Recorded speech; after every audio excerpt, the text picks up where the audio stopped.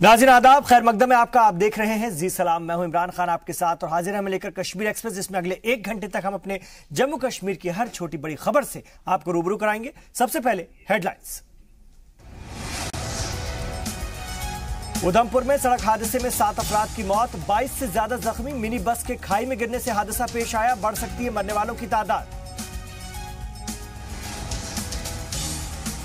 कुपवाड़ा में बर्फ के कहर से मरने वालों की तादाद हुई 11। पुलिस और एसडीआरएफ की टीम का रेस्क्यू ऑपरेशन जारी, बच्चों समेत 3 अफराद निकले सही सलामत बर्फ से बाहर। सोपोर में आईईडी ब्लास्ट में 4 पुलिस एहलकार हलाक हुए। मार्केट में दुकान के नीचे रखा था आईईडी, जैश ने ली हमले की जिम्मेदारी।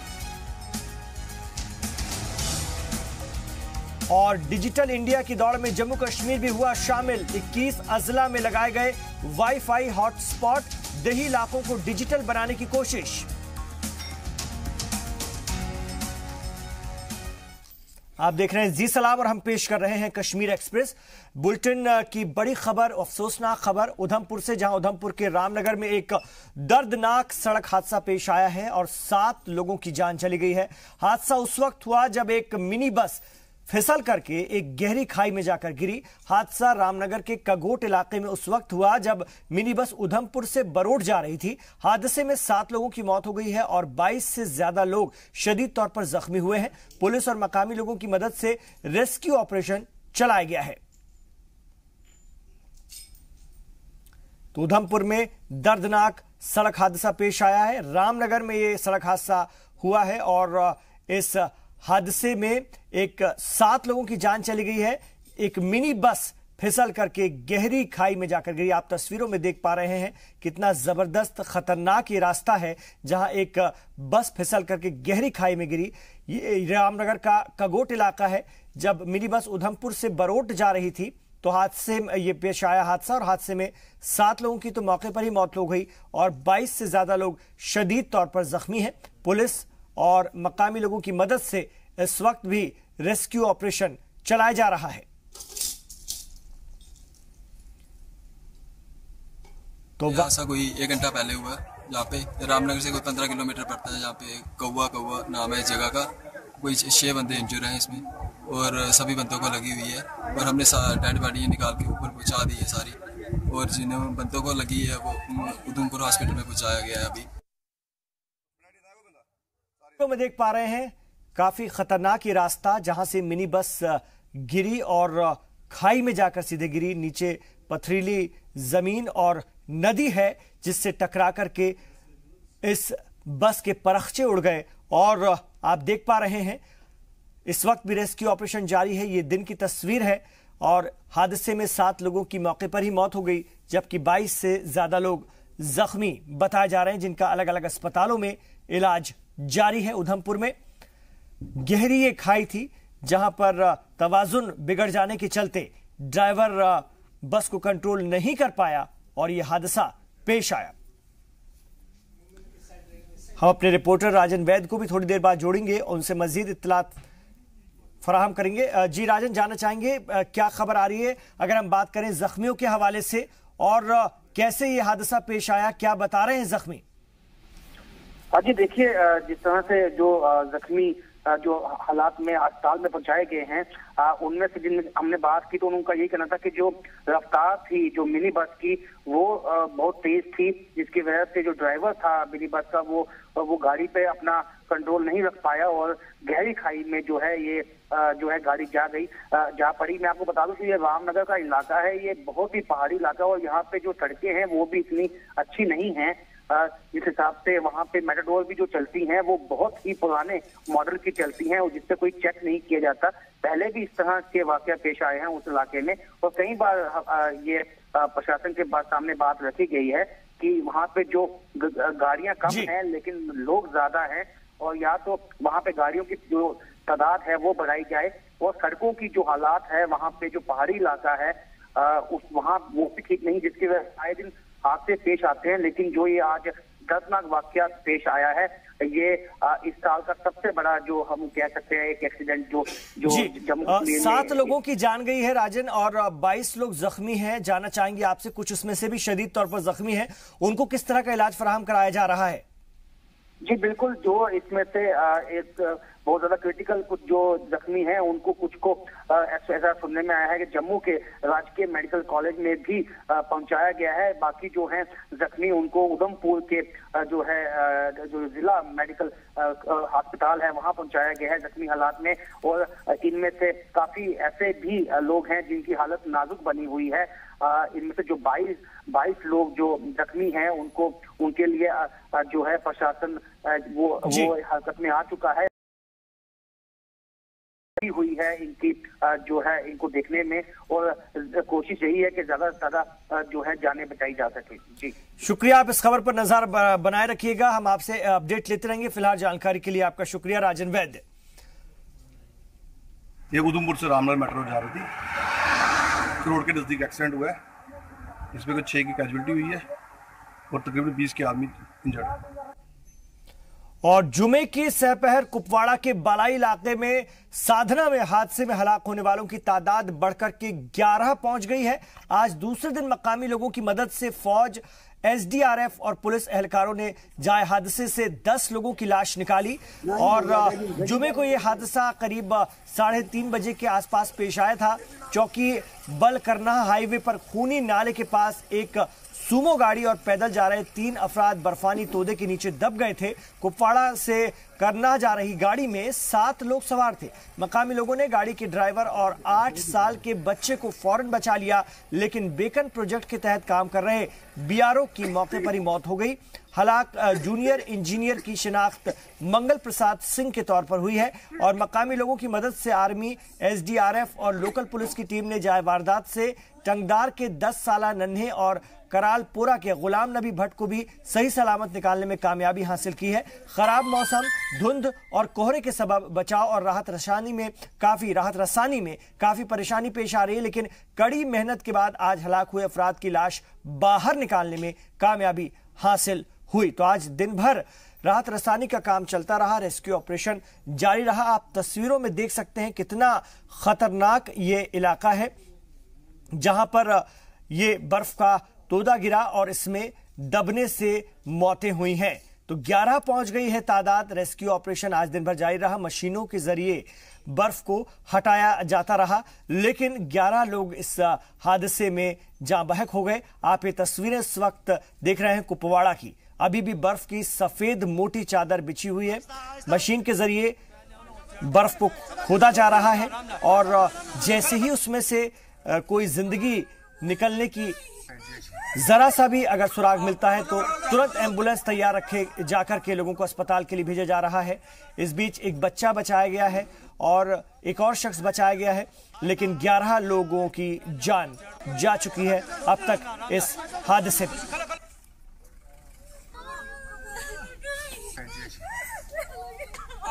खालिद जहांगीर इस वक्त हमारे साथ जुड़ गए हैं, डीडीसी कुपवाड़ा इस वक्त फोन लाइन पर हमारे साथ हैं। खालिद जहांगीर साहब, जानना चाहेंगे आज जो रेस्क्यू ऑपरेशन हुआ उसमें कितनी कामयाबी हासिल हुई है? खालिद जहांगीर साहब, आप जी सलाम पर हैं। चलिए, राब्ता ठीक तरह से कायम नहीं हो पाया, दोबारा उनसे राब्ता कायम करने की कोशिश करते हैं। तो इस वक्त हम आपको बता दें कि अभी भी रेस्क्यू ऑपरेशन जारी है, 11 लोग हलाक हो गए हैं। एजाज अहमद हमारे रिपोर्टर जुड़ गए हैं इस खबर पर, फोन लाइन पर उनसे बात करते हैं। एजाज, जानना चाहेंगे आपसे, अभी भी क्या राहत रसानी का काम जारी है या खत्म हो गया है? जी, अभी राहत रसानी का काम खत्म हो गया। लगभग 5:30 बजे राहत रसानी का काम खत्म हो चुका है। इसमें कुल 10 डेड बॉडी रिकवर हुई है, जो 2 इसमें जिंदे कल एक रात के 1 बजे जो गुलाम नबी कलमोना का उसको जिंदा वहां से। जी, मौसम बेहद खराब है, राब्ता ठीक तरह से हो नहीं पा रहा है। आप देख पा रहे हैं बर्फ की मोटी चादर इलाके में जम चुकी है और इस मौसम में कश्मीर में इस तरह के हादसे पेश आते हैं और बहुत एहतियात की जरूरत होती है और तमाम एहतियात के बावजूद यह हादसा पेश आया और ये कुदरती आफत अक्सर कश्मीर के लोगों को अपना शिकार बनाती है, निशाना बनाती है। इस खबर पर हमारी नजर बनी हुई है। शुमाली कश्मीर के बारामूला जिले के सोपोर इलाके में इम्प्रोवाइज्ड एक्सप्लोसिव डिवाइस यानी कि आईईडी ब्लास्ट से 4 पुलिस एहलकार हलाक हो गए हैं। गोल मार्केट में हुए इस ब्लास्ट से 3 दुकानें भी मुतासिर हुई हैं। आईजीपी कश्मीर मुनीर खान के मुताबिक आईईडी मेन मार्केट में वाक़ दुकान के नीचे रखा गया था। सोपोर में आईईडी विस्फोट की जिम्मेदारी दहशतगर्दाना तंजीम जैश मोहम्मद ने ली है। तो जैश ने इस हमले की जिम्मेदारी ली है। जैसे आप जानते हैं आज यहाँ सोपुर में बंद की काल थी और दुकानें वगैरह सब बंद था। तो हमारी ये नॉर्मल डिप्लॉयमेंट थी लॉ एंड ऑर्डर की। तो ये जब जैसे आपने स्पॉट देखा होगा थाने से आगे छोटा बाजार और बड़े बाजार के बीच में वो जो गली है, ये लड़के जब वहाँ पे पहुँचे थे तो वहाँ पे एक आईडी ब्लास्ट हुई। उसमें 4 हमारे लड़के शहीद हुए जो आईआर 3 के थे। इसमें जो इनिशियली देखा गया है जो आईडी थी वो प्लेस की गई थी बिल्कुल एक दुकान है उसके बिल्कुल बाहर, जिसको आप कहते हैं वो दुकान का जो थड़ा सा होता है उसके बिल्कुल नीचे प्लेस की गई थी। ये काफ़ी बड़ी आईडी थी, आपने देखा होगा करेक्टर भी काफ़ी बड़ा बना हुआ है। यहाँ पे 6-7 दुकानों को भी नुकसान काफ़ी हुआ वहाँ पे इसकी वजह से, और हमारे 4 लड़के शहीद हुए हैं। आपको बता दें कि 1993 में मुबैना मजालिम की 25वीं बरसी के मौके पर आज सोपोर बंद का ऐलान किया गया था। धमाके के पसेपुष्ट किसी साजिश के कारफरमा होने के इम्कान को खारिज नहीं किया जा सकता। हमले के पसेपुष्ट मिलिटेंट के क्या मकासद हैं ये बता रहे हैं हमारे नुमाइंदे खालिद हुसैन। उत्तरी कश्मीर के सोपोर इलाके में एक बार फिर मिलिटेंट्स ने हमला किया है। वहां एक जोरदार विस्फोट में 4 पुलिस जवान मार्टर हुए हैं, जबकि एक बुरी तरह से घायल हुआ है, जिसे श्रीनगर के सोरा हॉस्पिटल में एडवांस ट्रीटमेंट के लिए लाया गया है। दरअसल सोपोर इलाके में आज बंद का आह्वान किया गया था अलगावादियों के द्वारा, और लॉ एंड ऑर्डर सिचुएशन के लिए वहां तैनाती की गई थी। जैसे ही जम्मू कश्मीर पुलिस के जवान पुलिस जिप्सी से नीचे उतरे और फिर एक दुकान की तरफ चले, और वहीं दुकान के पास पहुंचते ही एक जोरदार विस्फोट हुआ, आईईडी विस्फोट हुआ, जिसमें ये नुकसान जम्मू कश्मीर पुलिस को हुआ। और ऐसा माना जा रहा है कि शायद ये रिमोट डिवाइस आईईडी थी, क्योंकि जैसे ही पुलिसकर्मी उस दुकान के पास पहुंचे तो उसे ब्लास्ट किया गया। और ये भी आशंका जताई जा रही है कि जो 1993 में वहाँ मैसेकर हुआ था और उसमें कई लोगों की जानें चली गई थी, आज उसी के चलते बंद का आह्वान किया गया था, और उसी के रिवेंज अटैक के नज़रिए से इसको देखा जा रहा है कि मिलिटेंट्स ने वो रिवेंज अटैक किया है। लेकिन इस इलाके को पूरी तरह से घेरे में ले लिया गया है, तलाशी अभियान शुरू कर दिया गया है, और ताकि अगर कोई मिलिटेंट इस इलाके में छुपा हो जिसने ये हमला किया है उसे दर्द पहुंचा जाए। फिलहाल जम्मू कश्मीर पुलिस के सभी आला अधिकारी सोपोर की तरफ रवाना हुए हैं ताकि जो घटनाक्रम है उसकी समीक्षा ली जाए। लेकिन कहीं ना कहीं मिलिटेंट्स ने एक बार फिर हमला करके जम्मू कश्मीर पुलिस को एक भारी नुकसान पहुंचाया है। कैमरा पर्सन फैरोज अहमद के साथ खालिद हुसैन, जी मीडिया कश्मीर। और धमाके में शहीद हुए पुलिस एहलकारों की शनाख्त डोडा के रहने वाले एएसआई इरशाद अहमद, कुपवाड़ा के मोहम्मद अमीन, सोपोर के गुलाम नबी और हंदवाड़ा के परवेज अहमद के तौर पर हुई है। सोपोर में चारों शहीदों को सरकारी एजाज और इकराम के साथ खराज अकीदत पेश की गई। और अगर हम बात करें तजहीज और तदफीन के लिए शहीद पुलिस एहलकारों की लाश उनके लवाहिकीन को सौंप दी गई है।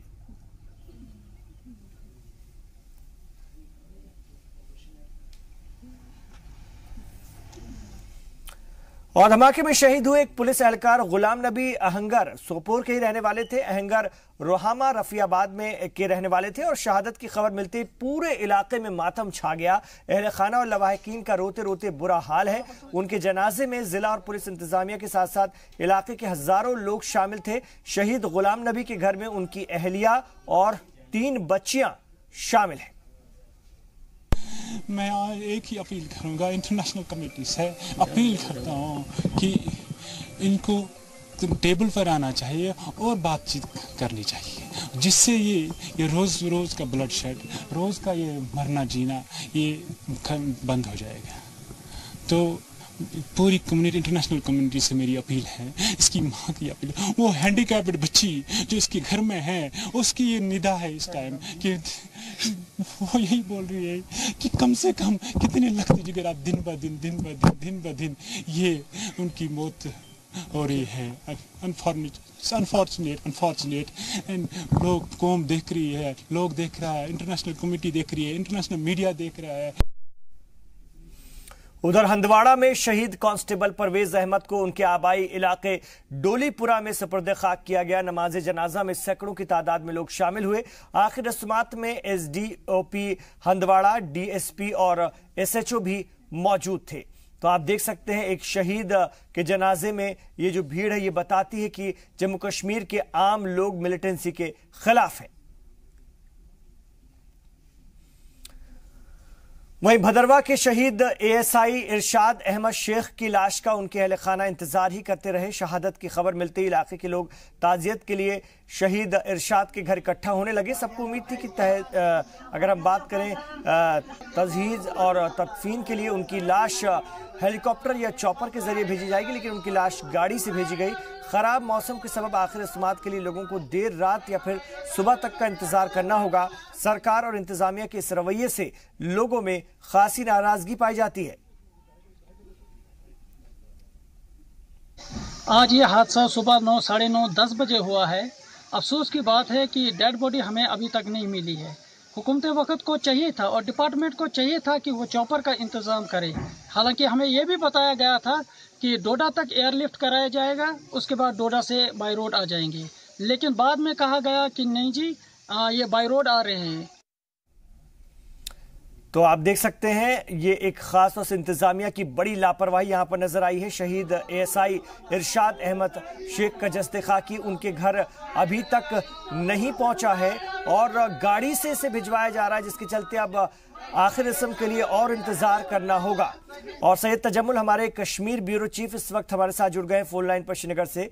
सैयद तजम्मुल, ये सिलसिला जिस तरह से जारी है और जिस तरह से हमारे जवान शहीद हो रहे हैं, जामे शहादत हासिल कर रहे हैं, और खासतौर से अगर हम इस बात की बात करें भदरवा की, जहां अभी तक लाश नहीं पहुंची, अभी तक जस्दे खाकी नहीं पहुंचा है, क्या बताया जा रहा है इंतजामिया की जानिब से?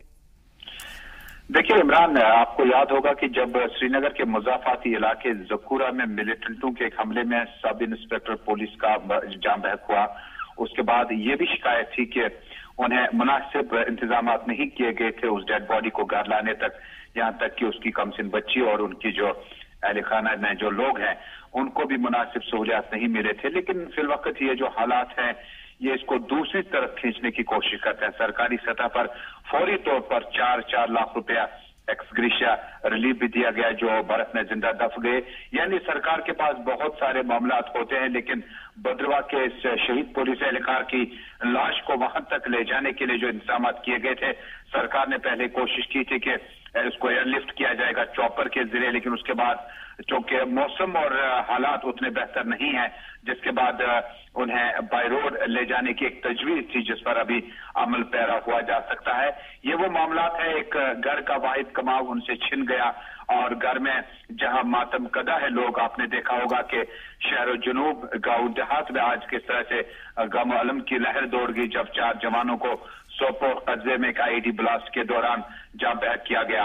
लेकिन मामलात यहाँ पर इमरान आपको याद होगा कि सियासत भी हावी है, मामलात भी है, और पुलिस पर जहां इस तरह से बहुत मुश्किलात है मिलिटेंसी से नबरत आजमा होने के लिए, वहीं कहीं न कहीं चूक हो जाती है, कहीं न कहीं मामलात को आखिरी लम्हात में इसको अच्छे से मुकम्मल करने के लिए कहीं न कहीं कुछ चूक रह जाती है। लेकिन इमरान आपको याद होगा कि श्रीनगर में और कश्मीर में हालात जिस कदर हैं, ऐसे मौकों पर बहुत बार हमने देखा होगा कि जब पुलिस के आला अफसरान ने फौरी तौर पर बयान जारी किया कि किस तरह से एयरलिफ्ट करने की कोशिश हम कर रहे हैं डेड बॉडी। किसी को शौक नहीं है कि वो एक शहीद पुलिस एहलकार की डेड बॉडी को लाश घर में या रास्ते में ज्यादा देर तक रखे। बहरहाल जज्बात जो है वो रिश्तेदारों के, हमसायों की अपनी जगह है, लेकिन पुलिस पूरी कोशिश कर रही है कि घर वालों को जितनी देर जल्दी हो सके डेड बॉडीज पहुंचाई जाए। इसमें देर हो सकती है लेकिन ताखीर नहीं।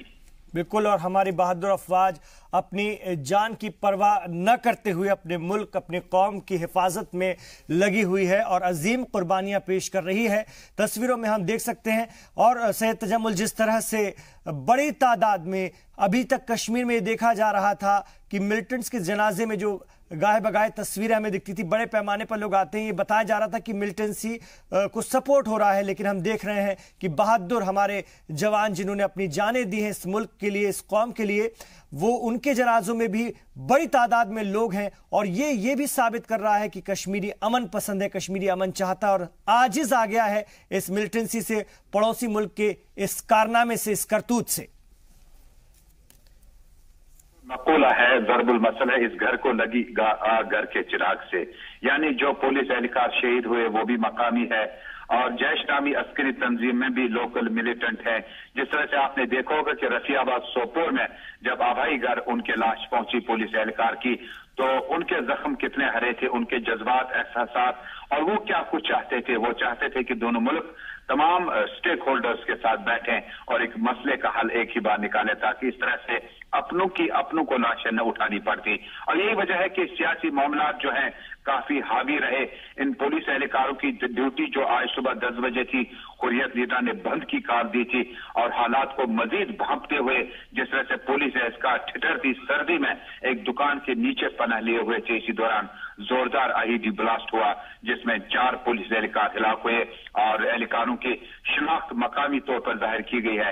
लेकिन मकामी लोगों का भी कहना है, जहां तक इन जनाजों की बात करें, आपने बिल्कुल सही इशारा किया, वक्त आ चुका है कि हम इन जनाजों की तरफ और इन जनाजों में जो लोग शामिल होते हैं उनके जज्बात, एहसासात की तर्जमानी करें। और बड़ी तादाद में एक नमाज जनाजा में शामिल होने का गालिबन साफ मकसद यह है कि यह भी सरजमीन का हिस्सा था और इसकी जो फैमिली है वो हमारे समाज का हिस्सा है। यही कश्मीरियत है और यही कश्मीर की मेहमान नवाजी और इस तरह के मौकों पर इकट्ठा और भाईचारे की सबसे बड़ी मिसाल है। बहरकैफ 4 अफराद की जो लाशें घरों में पहुंची, अभी बदरवा की लाश घर पहुंचा चाहती है, लेकिन जो हालात इस वक्त इन 3 घरों में है, सबकी नजर लगी है कि मुल्क की सतह पर और दोनों मुल्कों के बीच में रिश्ते उस्तवार हों, बेहतर हों, ताकि चाहे वर्दी पहना हुआ शख्स हो या आम कपड़ों में मलबूस हो या 25 बरस का अब से कुछ देर पहले 4 दिन पहले जो शख्स सोपोर में मारा गया या जिला सदर शोपियान बीजेपी का हो, कोई भी शख्स इस तरह से न मरे और कोई हमें इस तरह के जुलूसों का इंतजार न करना पड़ते।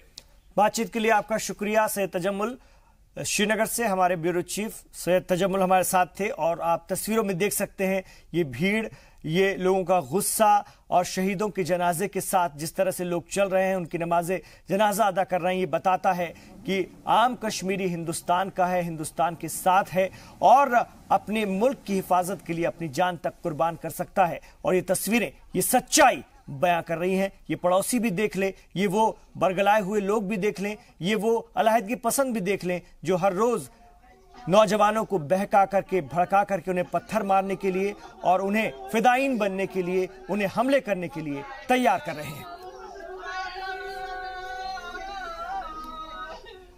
यहां पर एक छोटा सा वक्फा ले रहे हैं, लौट रहे हैं। आप देखते रहिए कश्मीर एक्सप्रेस।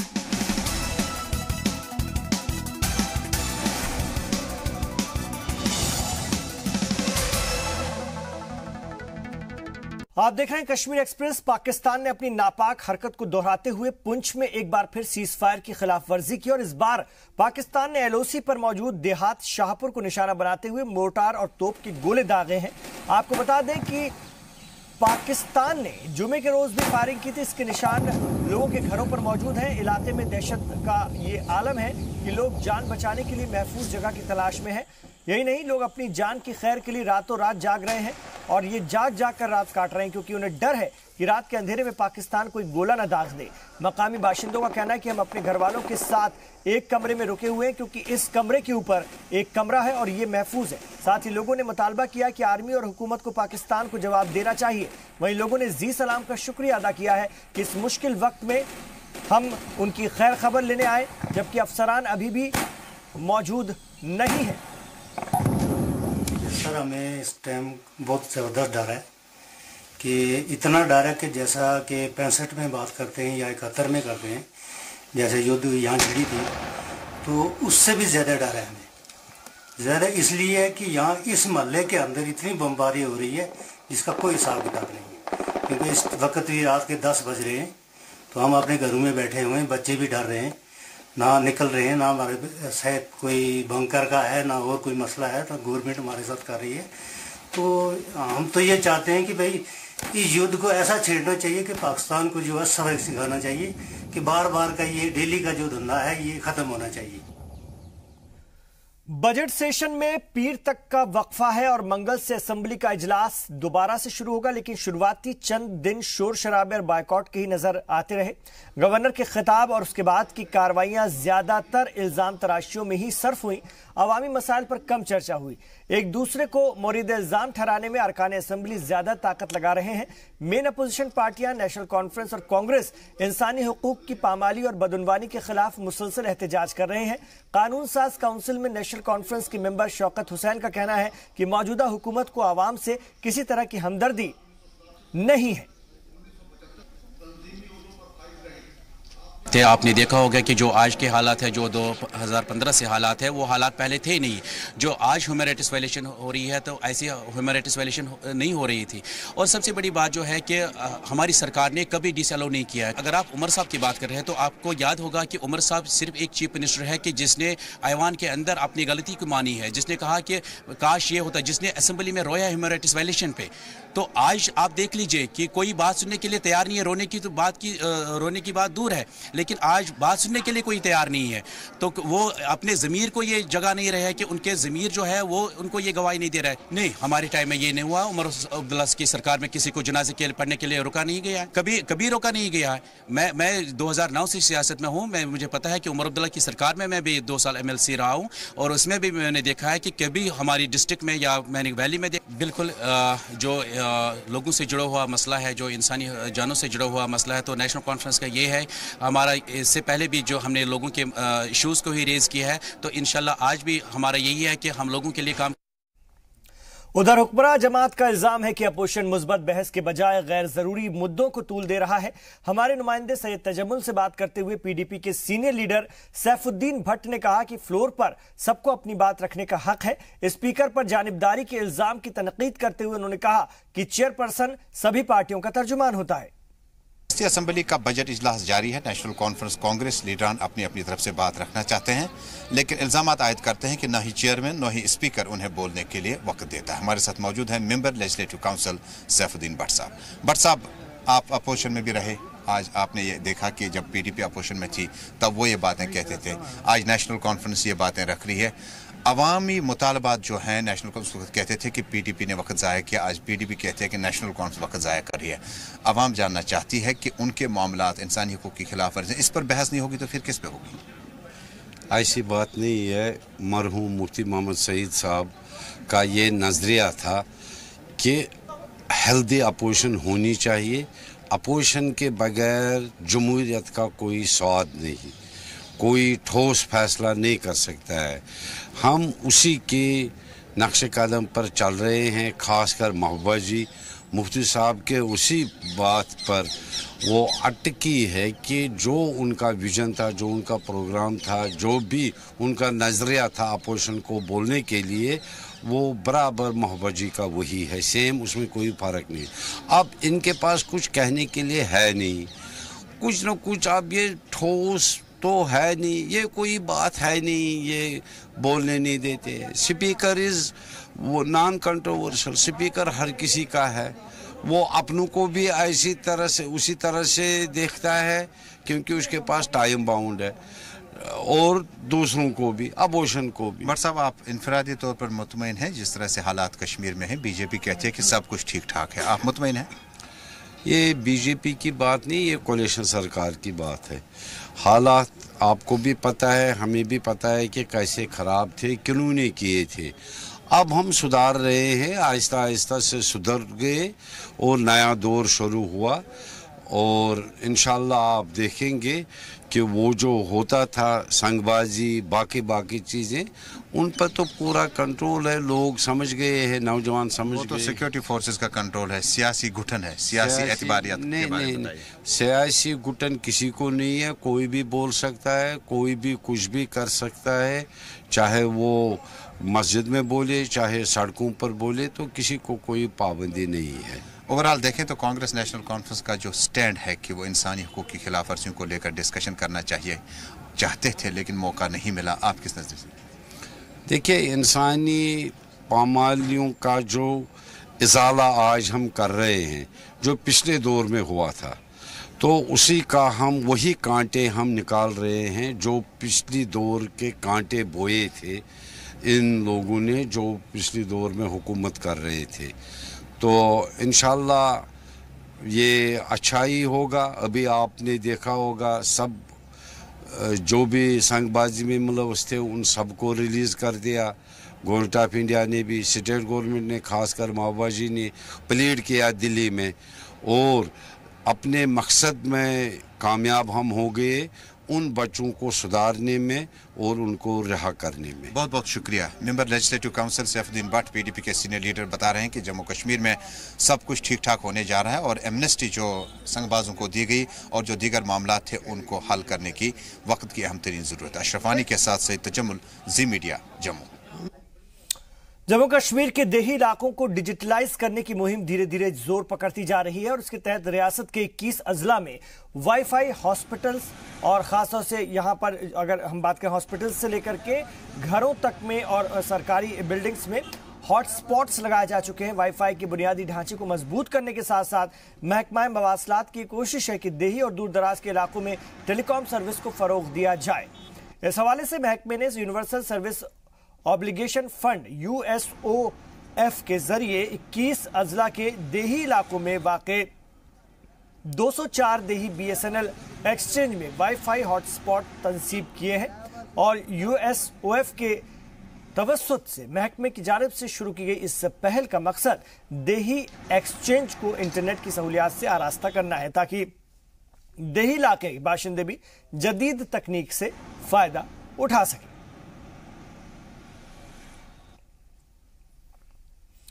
रियासती हुकूमत ने लिंकवेल टेली सिस्टम प्राइवेट लिमिटेड को लगाने वाली कंपनियों को 30 जनवरी तक 20 अजला में पॉइंट ऑफ सेल यानी कि POS डिवाइस लगाने की हिदायत दी है। वाज़ेह है कि हुकूमत ने अब PDS के तहत आने वाली दुकानों को भी डिजिटलाइज करने का फैसला किया है और इसके तहत हुकूमत ने मार्च 2018 तक रियासत में PDS निजाम को शुरू करने की बात कही है। जम्मू कश्मीर में बीजेपी ऑफिस में, जम्मू की अगर हम बात करते हैं, जम्मू में बीजेपी ऑफिस में आवाम के साथ एक मीटिंग का एहतमाम किया गया जिसमें कि PHE वजीर श्यामलाल चौधरी ने लोगों को मुश्किलात लोगों की सुनी। इस मीटिंग में जम्मू के अलावा आसपास के इलाकों के लोगों ने भी शिरकत की और अपनी दुश्वारियों से रियासती वजीर को रूबरू कराया। लोगों की मुश्किलों को सुनने के बाद वजीर रियासत श्यामलाल चौधरी ने लोगों की मुश्किलात के हल की यकीनदहानी दिलाई है। आज जिस तरह भारतीय जनता पार्टी के हेडक्वार्टर में कोई ना कोई मिनिस्टर हर हफ्ते बैठता है ताकि अपने जितने भी कार्यकर्ता उन लोगों की जो समस्या है उनको सुना जाए और उनको हल किया जाए, इसी तरह आज मैं इधर बैठा हूं और जितने भी लोग हमारे पास आए और उनकी जो भी समस्या थी, चाहे कोई डिस्ट्रीब्यूशन नेटवर्क की, चाहे किसी को पानी की शॉर्टेज थी, चाहे किसी भी काम की, उनको हमारे चीफ इंजीनियर बैठे हुए हैं, हमारे एक्सिन जहां के बैठे हुए हैं, उनकी बात सुनी गई और इमीडिएटली सॉर्ट आउट किया गया। जिला रामबन के संगलदान के खोली में नेशनल कॉन्फ्रेंस की जानिब से एक कन्वेंशन प्रोग्राम मुनक्किद किया गया। इस प्रोग्राम की सदारत नेशनल कॉन्फ्रेंस के जिला सदर हाजी सज्जाद शाहीन ने की और इस कन्वेंशन प्रोग्राम में काफी तादाद में लोगों ने शिरकत की। पार्टी कारकुनों ने इस मौके पर कहा कि एक दहाई से इस इलाके में तरक्याती कामों को नजरअंदाज किया गया है। साथ ही उन्होंने कहा कि एक और स्मार्ट सिटी और डिजिटल इंडिया की बात होती है तो दूसरी तरफ हमारा इलाका बुनियादी सहूलतों से भी महरूम है। साथ ही मकामी लोगों ने रुकने असेंबली की सख्त अल्फाज में तनकीद करते हुए इलाके में तवज्जो न देने का इल्जाम भी लगाया। आज हमारा यहाँ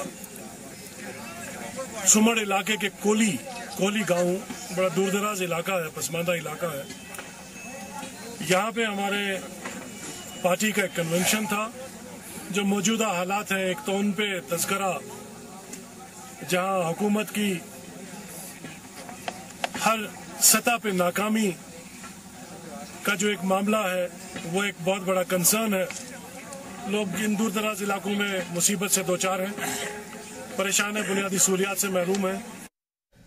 डोडा में डिस्ट्रिक्ट कांग्रेस कमेटी की जानिब से एक मीटिंग का एहतमाम किया गया। इस मीटिंग में सभी लीडरान के साथ साबिक सरपंच, चेयरमैन और जिला कांग्रेस कमेटी के कारकुनों ने हिस्सा लिया। इस मीटिंग की क़यादत जिला कांग्रेस कमेटी के सदर और एमएलसी नरेश कुमार गुप्ता ने की। इस मीटिंग का मकसद आने वाले पंचायती इंतखाबात में वोटरों को लुभाना रहा और इस मीटिंग में अहम मुद्दों पर भी चर्चा हुई जिसे पार्टियां इंतखाबात में जोर शोर से उठाएंगी। इनमें इंफ्रास्ट्रक्चर, कानून की कमी, बदउनवानी और बुनियादी सहूलतें जिन्हें हुकूमतें पूरा करने में नाकाम रही हैं शामिल है। साथ ही भदरवा के वस्क डेरा के पास रैली के दौरान 60 बीजेपी कारकुनों ने कांग्रेस में शमूलियत अख्तियार की। सीनियर पार्टी लीडर जावेद आजाद के मुताबिक एमएलसी नरेश कुमार गुप्ता ने दीगर पार्टी वर्कर्स से मुखातिब होते हुए हुकूमत के अवाम मुखालिफ पॉलिसियों के बारे में अवाम क्या महसूस करती है जानकारी हासिल की और नरेश गुप्ता ने पार्टी कारकुनों से पंचायती इंतखाबात को संजीदगी से लेने के लिए कहा।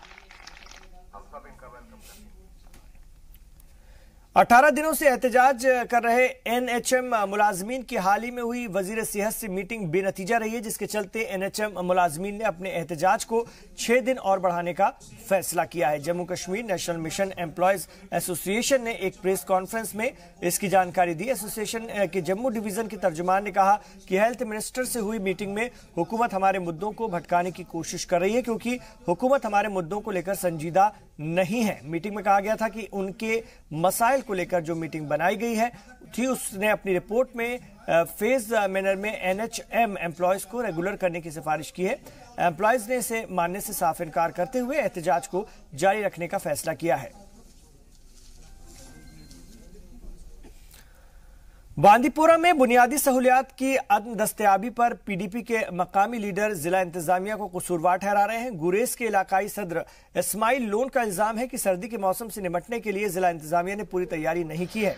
वाज़ेह हो कि बर्फबारी के सबब इलाके का राब्ता दूसरी जगहों से कट चुका है। पीडीपी लीडर का कहना है कि तहसील में केरोसिन और डीजल की कमी के सबब लोगों को खासी परेशानियां उठानी पड़ रही हैं। उन्होंने कहा कि इस मामले की आला सतह पर शिकायत की जाएगी।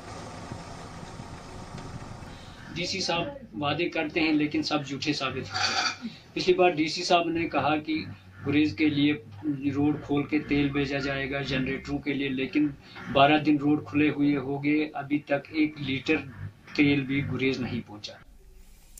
और मागम की 16 साल एथलीट यास्मीना यूसुफ इस वक्त इलाके में लोगों की तवज्जो का मरकज बनी हुई है।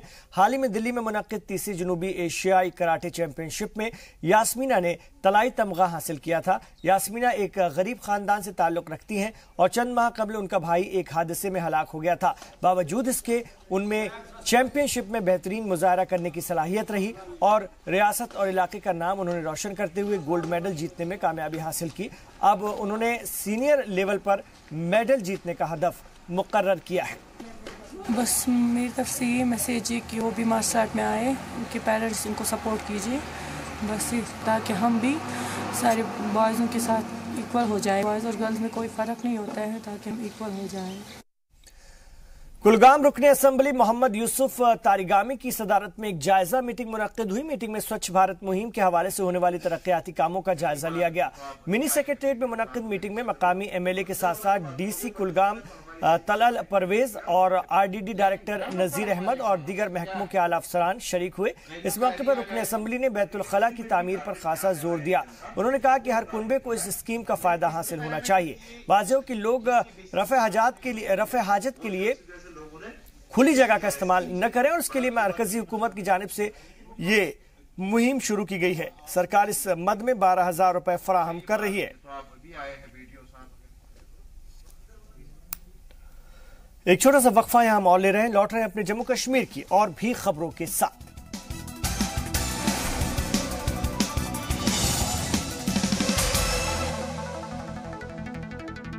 आप देख रहे हैं कश्मीर एक्सप्रेस। जम्मू कश्मीर के अनंतनाग में रहने वाली एक बूढ़ी और मजबूर मां 80 साल की उम्र में भी मजदूरी करने पर मजबूर है। आराम करने की इस उम्र में उसे 2 वक्त की रोटी के लिए सख्त मेहनत करना पड़ रहा है क्योंकि उसे अपने 2 नाबीना बच्चों का पेट पालना है। उम्र के आखिरी हिस्से में जिम्मेदारियों के चलते एक बूढ़ी मां ने खुद को जवां कर रखा है। इसे कम दिखता है लेकिन बच्चों की बेबसी इससे देखी नहीं जाती। कम सुनाई जरूर देता है लेकिन बच्चों के दिल की धड़कनें बखूब सुनती हैं। इन्हें क्या चाहिए, इन्हें क्या खाना है, ये बूढ़ी माँ सब जानती है। जो एक बाप की जिम्मेदारी होती है वो ये माँ निभाती है। अपने कंधों पर घर की जिम्मेदारियां लेकर चलने वाली ये माँ जम्मू कश्मीर के अनंतनाग के संदू इलाके की है। आप सोच रहे होंगे कि माँ बच्चों की जिम्मेदारी उठाती है क्यों? जी हाँ, क्योंकि ये एक जवान माजूर बेटा, एक जवान माजूर बेटी की माँ है जिसका नाम मोक्ती बेगम है। इस माँ की भी ख्वाहिश थी कि जब बच्चे बड़े हो जाएंगे तो वो उसका सहारा बनेंगे, लेकिन यहाँ माँ इन माजूर बच्चों का इकलौता सहारा है जिसकी उम्र उसे जिम्मेदारियों का बोझ उठाने की इजाजत तक नहीं देती। लेकिन बच्चों की बेबसी के आगे ये माँ उनकी मुश्किलों के सामने डट कर खड़ी हुई है। सरकार कुछ मदद कर कोर सरकार कहीं मदद वो पाने जैसे होर योर कर अकिस बेस हेवन रपे दस तमें खर्चावन बे क्या सरकार वन दिन अगर क्या मोहम्मदी रोजगार रोजी थाई है क्या तो ती वन बे क्या मोक्ती बेगम जिनकी उम्र 80 साल है, किस्मत ने शौहर को बहुत पहले ही इनसे दूर कर दिया। एक लड़का है जिसका नाम मोहम्मद शाबान है और एक लड़की हाजरा अख्तर है। दोनों नाबीना हैं और लड़का पोलियो का भी शिकार है। घर में कोई कमाने वाला नहीं है, लेकिन जिम्मेदारियों के बोझ ने एक माँ को इस उम्र में भी मजदूरी करने को मजबूर कर दिया है।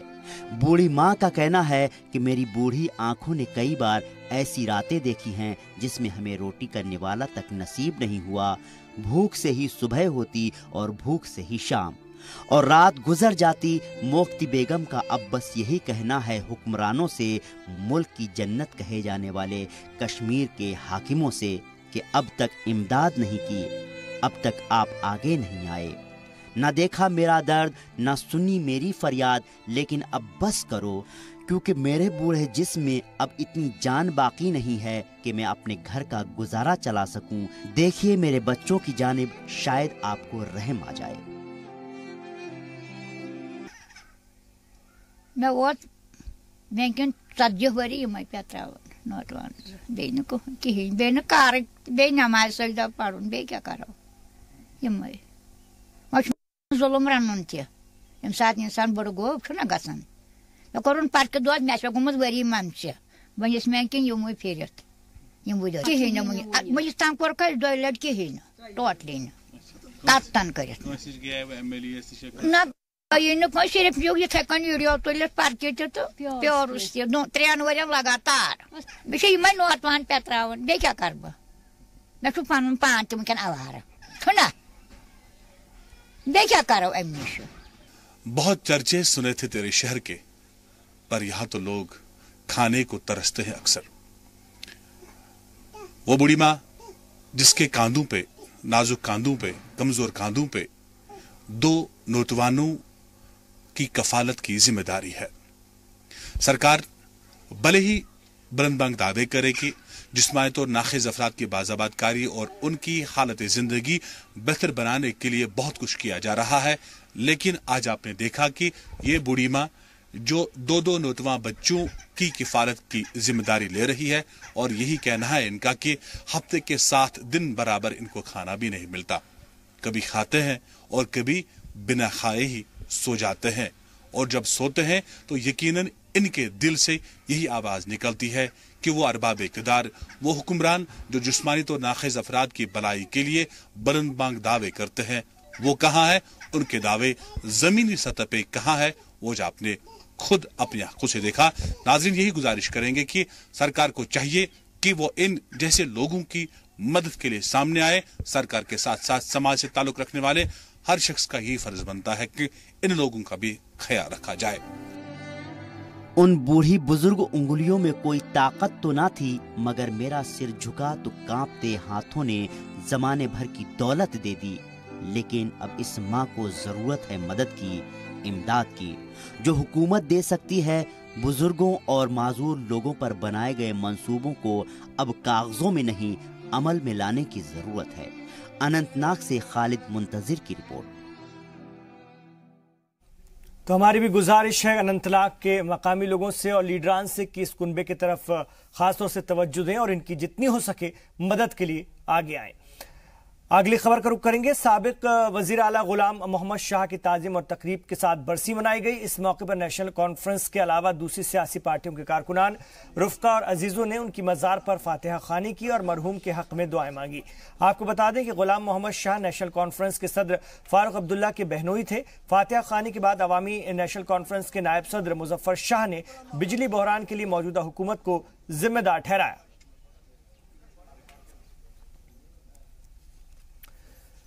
श्रीनगर में सुबकदोश हो चुके पुलिस एहलकारों ने पेंशन मिलने में होने वाली ताखीर और दिगर फवायद न मिलने को लेकर एहतजाज किया है। उनका कहना है कि रिटायरमेंट के बाद उन्हें जो सहूलियात मिलनी चाहिए वो नहीं मिल पा रही है। पेंशन के मौजूदा स्ट्रक्चर में भी नाराजगी उन्होंने जाहिर करते हुए पेंशन के लिए महीनों इंतजार करने पड़ने की बात कही है। उन्होंने सरकार से मुतालबा किया है कि माहाना पेंशन की रकम वक्त पर अदा की जाए। जो नाइंसाफी फिर पेंशन में हुई किसी और महकमे के साथ ऐसा बर्ताव मुताबिक रिकॉर्ड नहीं पाया गया आज तक 1996 से। तब से आज तक हम इक़्तिदार से पुरखुलूस इल्तिमास करते रहे मगर अब तक कोई नतीजा बरामद नहीं। हुकूमत ने इस बारे में कई बार बेअनामली कमेटियां तश्कील दे दी जिन्होंने इस बात की तस्दीक की कि वाकई इनके साथ हक तलबी हुई है और सरकार से सिफारिश की है कि इनके साथ इंसाफ किया जाए और बेअनामली के सिफारिश के मुताबिक उनकी ग्रेडबंदी की जाए। और कश्मीर रीजन के हेल्थ टेक्निकल एम्प्लॉयज एसोसिएशन के नौमुंतखब ओहदेदारान और मुलाजमीन की बेहतरी के लिए काम करने को लेकर के खासतौर से एक बातचीत हुई, बैठक हुई जिसमें उनकी बेहतरी के लिए काम करने के अज़्म को दोहराया गया। मकामी होटल में मुनक्किद हलफबरदारी तकरीब में फयाज अहमद ने सदर और जावेद अहमद ने सेक्रेटरी का ओहदा संभाला। इस मौके पर रीजन के 10 जिलों के मुलाजमीन और उनके नुमाइंदे मौजूद थे। उधर सोपोर में अपनी शिकायत न सुने जाने के बाद वहां के लोगों ने आज अपने मुतालबात को लेकर श्रीनगर में एहतजाज किया। इनका इल्जाम है कि प्रधानमंत्री आवास योजना का उन्हें फायदा नहीं दिया जा रहा है। जिला इंतजामिया से मायूस होकर के अब उन्होंने अरबाब इक़्तिदार तक अपनी बात पहुंचाने के लिए श्रीनगर का रुख किया। इनका कहना है कि जिला इंतजामिया के कहने पर उन्होंने कागजात बनवाए, पैसा भी जमा किया, लेकिन अभी तक उन्हें मकान नहीं दिया गया है। मुताल्लिक़ महकमे पर बदउनवानी का इल्जाम आयद करते हुए मुजाहिरीन ने जल्द अज जल्द मकानात दिए जाने का मुतालबा किया है।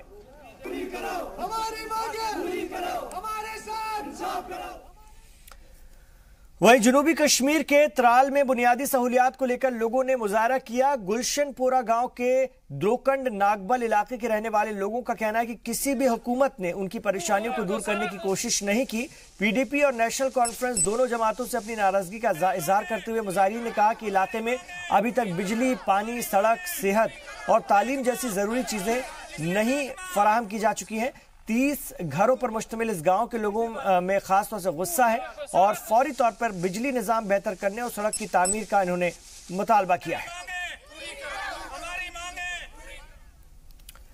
तालीमी निजाम मौजूदा दौर से मुताबिकत रख सके, इस हवाले से तालीम का शोबा भी डिजिटलाइज होता जा रहा है और अब बच्चों को स्मार्ट क्लास के जरिए तालीम दी जा रही है। दिन ब दिन इसकी आफादियत में इजाफा होता जा रहा है। स्मार्ट क्लास का फायदा आम बच्चों को मिल सके, इसके लिए जम्मू के उदयवाला में वाक़ होम फॉर हैंडीकैप में रहने वाले माजूर बच्चों के लिए भी स्मार्ट क्लास की शुरुआत की गई। एक समाजी तंजीम की जानिब से शुरू की गई इस क्लास का इफ्तिताह जम्मू यूनिवर्सिटी में कंप्यूटर साइंस शोबे के साबिक सदर प्रोफेसर ललित मंगोत्रा ने किया।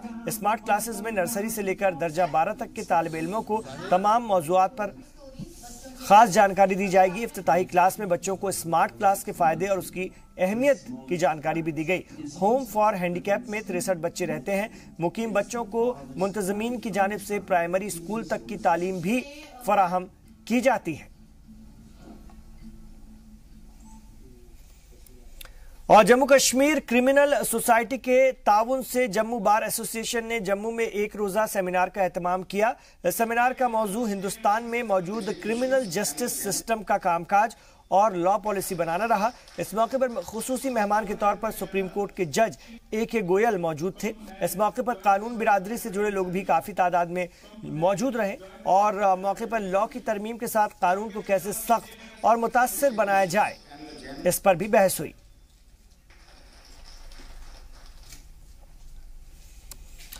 आलूसा के लोगों ने बांदीपुरा में डीसी ऑफिस के बाहर एहतजाज किया। लोगों ने बताया कि कुछ लोगों ने कब्रिस्तान की जमीन पर कब्जा कर लिया है। साथ ही उन्होंने कहा कि उन्होंने इस बारे में कई दफा आला अफसरान को इत्तलात भी की, लेकिन उन्होंने भी इस मामले पर कोई एक्शन नहीं किया। लोगों ने डीसी ऑफिस के बाहर एहतजाज करके इंतजामिया से अपील की कि कब्रिस्तान पर से गैर कानूनी कब्जे को हटाया जाए।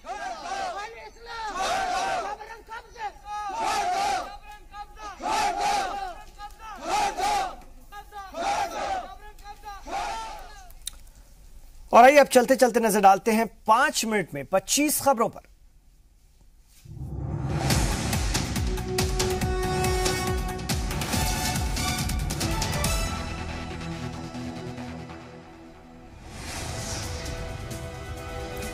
चारा घोटाला मामले में आया बड़ा फैसला। आरजेडी सदर लालू यादव को 3.5 साल की सजा, कोर्ट ने 5 लाख का जुर्माना भी लगाया। चारा घोटाले के इस मामले में 21 साल बाद आया है फैसला।